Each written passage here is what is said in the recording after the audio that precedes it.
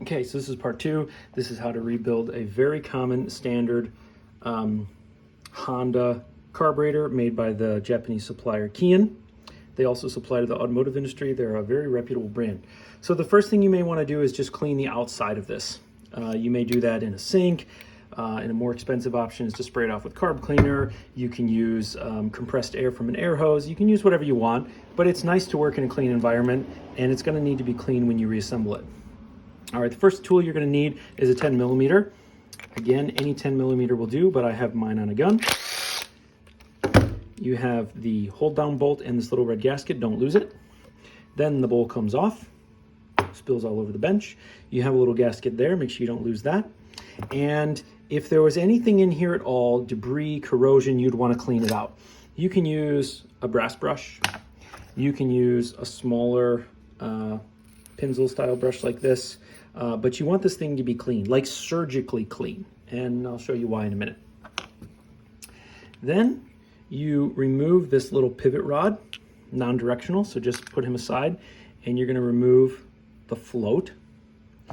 Sometimes varnish and things like that from fuel builds up on here. The float has the fuel inlet needle, and most of the time these are loose. Sometimes they're fixed in there with a little spring, but most of the time they're loose.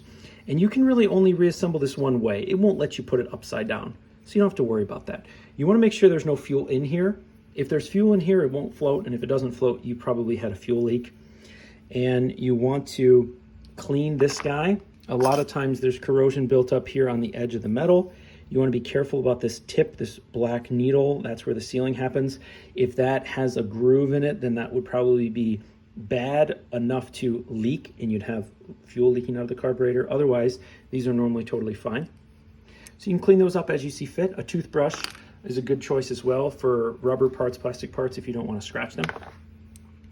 Now inside here, you have the main jet. And my experience has been that normal screwdrivers are too wide at the flange to get in there. And so I have a very cheap screwdriver. I found it in the estate sale. I ground down the edges a little bit. And you want to be careful. These get stripped a lot because slotted is not that good. And the profile of these screwdrivers is on an angle, so it wants to cam out. And it's brass. And brass is softer than whatever your screwdriver is. So you get in there. You want to hold very tight, you want to push very hard, and you want to loosen. Okay. At some point, you may realize it's not coming out anymore. You give it a little tap. Now, sometimes the emulsion tube comes out, but sometimes it doesn't. So I'm going to assume that it doesn't, and you're just going to get this little guy in your hand. And this is your main jet. And it's a little bit hard to see through, so I'm going to hold it up like this to the light. There's a small hole there. That's something like 1/32 of an inch. Sometimes they're even smaller, depends on the machine. And these things are are typically what's clogged with varnish or old fuel or something like that. There's a couple ways to clean these out.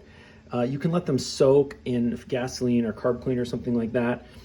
My favorite method is to get one of these little keychains, these cable keychains, and cut them in half. They're nice, high quality stainless steel, and you can just grab one of these filaments and you can stick it through there. And what I like to do is put it on there and then just spin the jet like this. One thing you want to be careful of is if you're using something like this, these are blowtorch tip cleaners. These are actually files. Okay, these grooves that you see create a filing effect. And so if you put that in there and you go back and forth, you're actually going to enlarge the size of the main jet, which can cause you trouble. So you want to be very careful doing that. That's one of the reasons I prefer this. These are also smaller than what these are, and so these work in applications where these are too big around. And what I like to do, sometimes there's something in there that's so hard that this is too flexible, so you need to kind of pop it out. And what I do is I normally push the jet past the filing serrations, and again, I just like to spin it. You get a little bit of debris removal just a little bit at a time, so you're not cutting into the brass. You don't have to worry about enlarging the hole. And then you also need to look in there because sometimes on the edges inside, there's still debris that's not plugging the hole, but it will soon. And that's where a little brush like this can be really handy. That's where Sometimes you want to bend some of the brass bristles away and get in there. Sometimes you got to soak it. It just depends on the situation. But I've never in my life had to replace one of these. I've always been able to clean them. Some easier than others, but no need to replace them. Okay, inside of most of these is what's called an emulsion tube. And if you look in the throat of the carburetor, you can see that emulsification tube or emulsifying tube. And if it doesn't come on its own, you might have to reach in there and push it down. It's basically in this tube, and you can see it sticking out. Sometimes they're lodged, sometimes they're corroded.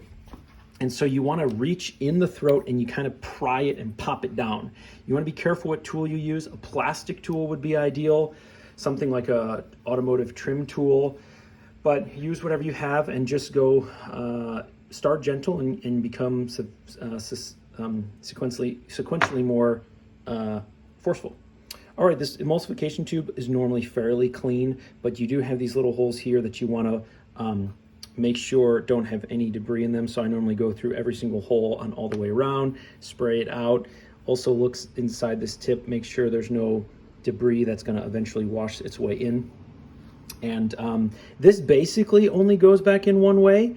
Normally, if you put it in the wrong way, the main jet isn't able to capture the threads in the carburetor. But the general rule of thumb is the taller flange up here always goes up because it protrudes through the throat of the throttle body. Okay, the last place you need to do something with is that screw right there. And there's a couple different ways that this presents itself. This is one way. Another way is a idle adjustment screw that you have to remove, and then you have to pry open a little black flange here. And this controls what is normally known as like the idle jet or the secondary jet. And there's a little jet in here, jet meaning a little tiny hole in the passageway that you get access to by removing the screw. Now this is going to be very difficult to capture on camera, probably impossible, but down in there is a little brass insert that is roughly like this, but it's not threaded and there's no slot on it for you to grab. And what you need to do, these will not fit. You need to get something like this, very, very, very thin, and you need to go down there and clean it out. If this jet is plugged, one of the main symptoms that you get is surging at idle. So on like a pressure washer, when you let your hand off of the wand and it just has to idle, it will surge. You'll go like rrr, rrr, rrr. The last thing that you want to do is you want to look at the face of both faces and look for any passageways, and you want to make sure that those aren't plugged up. So you have one here. This is an air inlet for the bowl. That doesn't really ever get plugged, but this one matters and this one matters. And I like to spray carburetor cleaner through there. And when you do that, you'll notice it comes out that hole that you just exposed with the screw.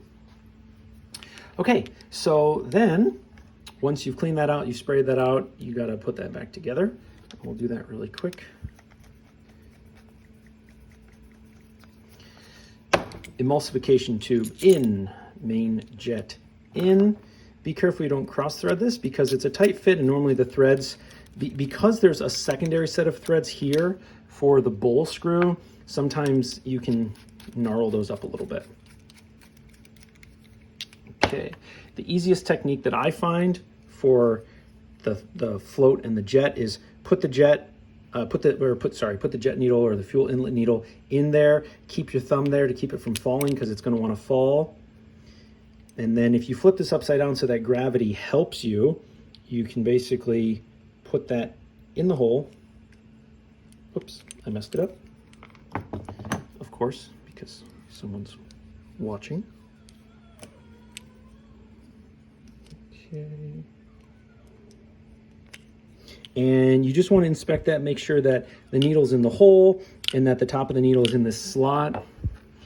And then you can slide this through.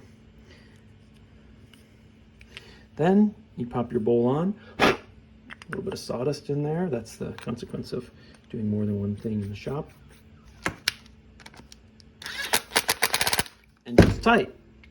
And now it's ready to go back together. All right, one last thing I want to show you.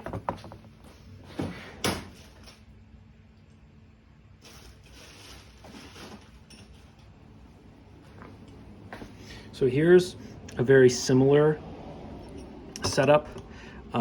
It's not a Honda carb, but it's a very similar carb. And instead of this screw that I showed you, you have a different style, like a jet. And a lot of times on these, there's a different style yet that I don't have with me, where you have to remove this idle screw in order to get to it. It's a little black T-fitting that you pry out. And I just want to show how to do that really quick. So before you remove a screw with a spring on it like this, you have to know what position it was in.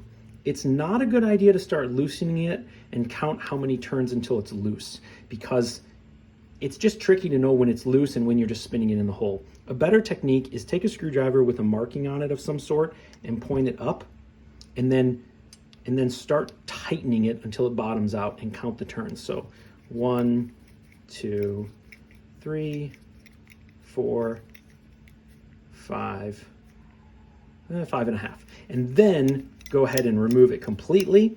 And then when you go to reinstall it, bottom it out and back it out 5, or whatever it was that you counted in your case. So, all right, I hope that helps somebody. It's a really common carburetor. And like I said, I've had several people bring me machines where they took this off and they were frustrated by its complexity, or frustrated with trying to put it back on the machine. And they struggled with that, and they basically brought it over paying me just to reassemble it for them. And so I thought this might be a worthy video.